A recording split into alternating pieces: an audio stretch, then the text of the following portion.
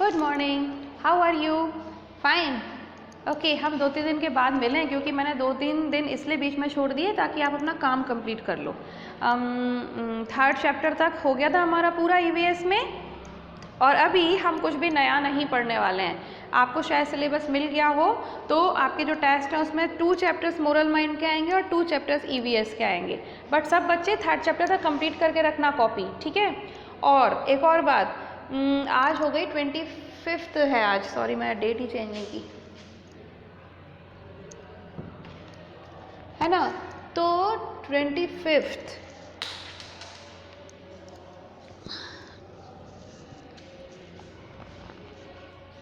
जल्दी से 2-3 दिन में जिन बच्चों की कॉपीज चेक नहीं है फटाफट करवा लो, क्योंकि टेस्ट के टाइम सब बच्चों की कॉपी सब बच्चों के पास ही होनी चाहिए।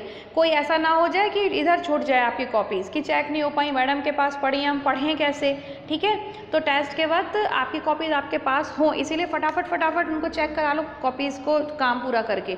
तो 3rd चैप्टर तक ईवीएस में कंप्लीट करना है और 2 चैप्टर्स मोरल माइंड्स के हो गए अपने, ठीक है? आज हम क्या करते हैं, 1st चैप्टर का एक छोटा सा रिवीजन करते हैं, ठीक है? ओके, तो पेज नंबर 5 माई फैमिली, हमने इसमें फैमिली के बारे में पढ़ा था, ठीक है? हमने क्या पढ़ा था, इसमें बहुत सारे फैमिली मेम्बर्स के फ़ोटोज़ भी चिपकाए थे, फैमिली का मीनिंग भी पढ़ा था, एक में छोटी सी एक पोएम भी थी, और सबसे पहले सबसे इम्पॉर्टेंट बात थी कि हमने पढ़ा था कि फैमिली मेम्बर्स क्या होते हैं, है ना? तो फैमिली मेम्बर्स क्या होते हैं, those members with whom we live, हम जिनके साथ रहते हैं, हम जहाँ रहते हैं घर में वो फैमिली होती है, और जो लोग होते हैं हम जिन मेंबर्स के साथ रहते हैं उनको हम क्या कहते हैं, फैमिली मेंबर्स कहते हैं, ठीक है? तो फैमिली मेंबर्स में कौन कौन होता है, ग्रैंड पेरेंट्स, पेरेंट्स, है ना, चाचा और अंकल, आंट्स, इसके बाद हमारे सिबलिंग्स और कज़न्स होते हैं ना, तो ये सब हमने पढ़ा था। अच्छा, ग्रैंड पेरेंट्स में दादा दादी होते हैं, पेरेंट्स हो गए मम्मी पापा, इसके बाद अंकल आंट्स में कौन कौन हो सकते हैं, ताऊ जी ताई जी भी हो सकते हैं, चाचू जी और चाचू और चाची जी भी हो सकती हैं। इसके बाद हमने पढ़ा था कि जो हमारे कज़न्स होते हैं वो भी हमारे फैमिली मेम्बर्स होते हैं। इसके अलावा जो हमारे रियल ब्रदर्स और रियल सिस्टर्स होते हैं उनको हम क्या कहते हैं, सिबलिंग कहते हैं। तो सिबलिंग भी हमारे फैमिली मेम्बर्स होते हैं, ठीक है? एक इम्पॉर्टेंट चीज़ हमने पढ़ी थी, इमीडिएट फैमिली और एक्सटेंडेड फैमिली। एक्सटेंडेड फैमिली, तो हाँ ठीक है, तो इमीडिएट फैमिली क्या होती है, पेरेंट्स और बच्चे, parents and their children are called immediate family, और बाकी सब जितने भी होते हैं, चाहे वो ग्रैंड पेरेंट्स होते हैं, अंकल आंट्स होते हैं, कज़न्स होते हैं, वो सब हमारी क्या होती है, एक्सटेंडेड फैमिली होती है, ठीक है? इसके बाद एक और चीज़ हमने पढ़ी थी, फर्स्ट नेम और सर नेम। तो फर्स्ट नेम क्या होता है, जो आपका गिवन नेम होता है, घर में सबका अलग अलग नेम होता है, आपका नेम अलग, पापा का नेम अलग, मम्मा का नेम अलग, तो फर्स्ट नेम सबका क्या होता है, डिफरेंट होता है। बट जो सेकंड नेम होता है, यानी कि जो लास्ट नेम होता है, जिसको हम सरनेम भी कहते हैं, वो सबका एक जैसा होता है, ठीक है? अगर आप शर्मा हो तो पापा भी शर्मा, मम्मी भी शर्मा, दादी भी शर्मा, दादा भी शर्मा, ताऊ जी भी शर्मा, ताई जी भी शर्मा, चाचा चाची सब शर्मा, है ना? तो ये शर्मा क्या है, आपका सरनेम है। अगर आप गुप्ता तो सब गुप्ता पूरे घर में, तो वो आपका सरनेम है। तो जो लास्ट नेम होता है हम उसको क्या कहते हैं, सरनेम कहते हैं, और ये सारे फैमिली मेम्बर्स के लिए सेम होता है, जबकि जो फर्स्ट नेम होता है वो सबका डिफरेंट होता है। ओके, ये भी आपको समझ में आ गया था। और एक और चीज़ हमने पढ़ी थी, वो पढ़ी थी टाइप्स ऑफ फैमिली, कि 2 टाइप्स ऑफ फैमिली होती हैं, एक तो छोटी सी स्मॉल फैमिली होती है और एक बिग फैमिली होती है। छोटी फैमिली, इसको हम न्यूक्लियर फैमिली भी कहते हैं, और उसमें कौन कौन रहता है, सिर्फ पेरेंट्स और चिल्ड्रन। जबकि बिग फैमिली जो होती है, न्यूक्लियर फैमिली जो जॉइंट फैमिली जो होती है, उसमें बहुत सारे लोग रहते हैं, उसमें ग्रैंड पेरेंट्स होते हैं, पेरेंट्स होते हैं, अंकल आंट्स होते हैं, कज़न्स होते हैं, सिबलिंग्स होते हैं, बहुत ढेर सारे लोग, 10-15 लोग तो रहते ही हैं कम से कम। So that is known as joint family, ठीक है?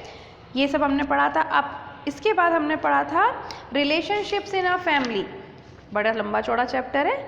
अच्छा, आप 3rd क्लास में आ गए ना, इसीलिए। रिलेशनशिप्स में हमने क्या पढ़ा था कि जब हम जितने भी हमारे फैमिली मेम्बर्स होते हैं उन सब से हमारा रिलेशनशिप होता है। रिलेशनशिप मतलब संबंध होता है। कैसे? आपके पेरेंट्स के आप सन हो सकते हो, डॉटर हो सकते हो। आपकी मम्मा आपकी मदर कहलाती हैं, आपके पापा आपके फादर कहलाते हैं। पापा के भी जो पापा होते हैं, फादर के भी फादर, वो क्या कहते हैं, ग्रैंडफादर। फादर की मदर क्या कहलाती हैं, ग्रैंड मदर। फादर के ब्रदर क्या कहलाते हैं, अंकल। और फादर की सिस्टर क्या कहलाती हैं, आंट कहलाती हैं, है ना। तो इस तरीके से हम ये, और चिल्ड्रन और जो आपके रियल ब्रदर और सिस्टर्स होते हैं वो तो आपके सिबलिंग कहलाते हैं, लेकिन जो आपके अंकल आंट के जो ब्रदर सिस्टर होते हैं वो कौन कहलाते हैं, आपके कजन्स कहलाते हैं। ठीक है, तो आप देखो फैमिली मेम्बर्स में आपके पास कितने सारे रिलेशंस होते हैं। ग्रैंड पेरेंट्स का रिलेशन होता है, अंकल आंट्स का रिलेशन होता है, पेरेंट्स का रिलेशन होता है, कजन्स का रिलेशन होता है और सिबलिंग्स का भी रिलेशन होता है। तो ढेर सारे रिलेशंस हमें कहाँ मिलते हैं, हमारी फैमिली के अंदर मिलते हैं। ठीक है, इसके बाद ये क्या कहते हैं कि हम सब एक दूसरे से जो रिलेशन होते हैं उनको हम क्या कहते हैं, रिलेटिव्स कहते हैं। हम एक दूसरे के कौन होते हैं, रिलेटिव्स होते हैं। ठीक है ना। अच्छा, इसके बाद हम अपने रिलेटिव से कब मिलते हैं, ओकेशंस पर मिलते हैं। जैसे कि कोई का बर्थडे होगा तो सब लोग आएंगे, है ना, सब साथ में मिलके मनाएंगे। और या तो फिर फेस्टिवल्स पे मिलते हैं, किसी की शादी होती है ना, और न्यू ईयर पे भी मिल सकते हैं। तो फेस्टिवल्स होते हैं तब, ओकेशंस होते हैं तब हम एक दूसरे के साथ मिलते हैं। कुछ फैमिली मेम्बर्स जो जॉइंट फैमिलीज होती हैं वो तो एक साथ ही रहते हैं, तो उनको तो कहीं जाना ही नहीं है, तो वो तो हमेशा ही एक साथ रहते हैं। लेकिन कुछ फैमिलीज ऐसी होती हैं जो अलग अलग शहरों में रह सकती हैं, है ना, क्योंकि कोई हो सकता है आपके दादाजी हो सकता है मुंबई में रहते हो, आप इधर रह रहे हो, है ना। हो सकता है कि आपके नाना जी दिल्ली में रहते हो, आप इधर रह रहे हो, है ना। तो ऐसे में भी हम कब मिलते हैं उनसे, या तो फेस्टिवल्स में जाते हैं, दिवाली पे जाते हैं सब लोग, और या तो फिर न्यू ईयर पे जा सकते हैं, और या तो फिर जब किसी के घर में शादी होती है, किसी का बर्थडे होता है, तो ऐसे ओकेशंस या फिर फेस्टिवल्स पर हम अपने रिलेटिव्स से मिलते हैं, है ना। ओके, अवर रिलेटिव्स फॉर्म अवर एक्सटेंडेड फैमिली। और हमने ये भी पढ़ा था कि एक्सटेंडेड फैमिली के जितने भी रिलेटिव्स होते हैं, सिर्फ पेरेंट्स और चिल्ड्रन को छोड़कर बाकी जितने भी रिलेटिव्स होते हैं वो सब एक्सटेंडेड फैमिली कहलाते हैं। आपको पता है, जैसे आपके दादा हैं, दादी हैं, आपके अंकल हैं, आंट्स हैं, कजन्स हैं, वो सब आपके क्या कहलाएंगे, रिलेटिव्स कहलाएंगे। लेकिन पेरेंट्स और चिल्ड्रन एक दूसरे के रिलेटिव नहीं कहलाते हैं, वो पेरेंट्स और चिल्ड्रन ही कहलाते हैं, इसीलिए वो इमीडिएट फैमिली होते हैं। और जो रिलेटिव्स होते हैं वो क्या होते हैं, एक्सटेंडेड फैमिली होते हैं। मम्मी और पापा तो मम्मी पापा ही हैं, है ना, तो वो कोई रिलेटिव नहीं होते हैं, बाकी सब लोग रिलेटिव होते हैं। तो इसीलिए मम्मा पापा और आप ये तो इमीडिएट फैमिली हो गए, और बाकी जितने भी सारे लोग हैं घर में या कहीं दूसरे शहर में भी रहते हैं वो सब कौन होते हैं, आपके रिलेटिव्स होते हैं। तो जो रिलेटिव्स होते हैं वो एक्सटेंडेड फैमिली कहलाते हैं, और पेरेंट्स जो होते हैं और हम जो होते हैं वो इमीडिएट फैमिली कहलाते हैं। ठीक है। अच्छा, इसके बाद और क्या था भाई, सपोर्ट इन अ फैमिली, ये भी ठीक है। पेज नंबर 8 ये कह रहे हैं कि हम अपनी फैमिली में जब साथ में होते हैं तो हम एक दूसरे को सपोर्ट करते ही हैं। अगर मान लीजिए आपको किसी चीज़ की ज़रूरत पड़ती है तो आपके ताऊ जी, ताई जी या दादा दादी कोई भी आपका सपोर्ट कर सकते हैं। उनको कभी किसी चीज़ की ज़रूरत पड़ती है तो आप भी सपोर्ट करते हो। जो लोग साथ में रहते हैं, जिनकी जॉइंट फैमिलीज़ हैं, सब रिलेटिव साथ में रहते हैं, उसमें देखा है ना, दादाजी को पानी चाहिए, आपने ला के दे दिया। आपको बाजार घूमने जाना है, दादाजी लेकर चले गए। पापा कभी गुस्सा करके बोले कि नहीं नहीं अब और शर्ट नहीं मिलेगी, तो चाचू ने दिला दी, है ना, ऐसा होता है। तो एक दूसरे को हेल्प और सपोर्ट करते हैं। इसके अलावा आपके जो कजन्स भैया या दीदी होंगे वो आपको पिटाई कर करके पढ़ा भी देते होंगे कभी, और या तो फिर जब आपके कभी कोई गलती हो जाती होगी तो छुपा भी देते होंगे। करते हैं ना, आपको ऐसे हेल्प करते हैं सब लोग एक दूसरे की।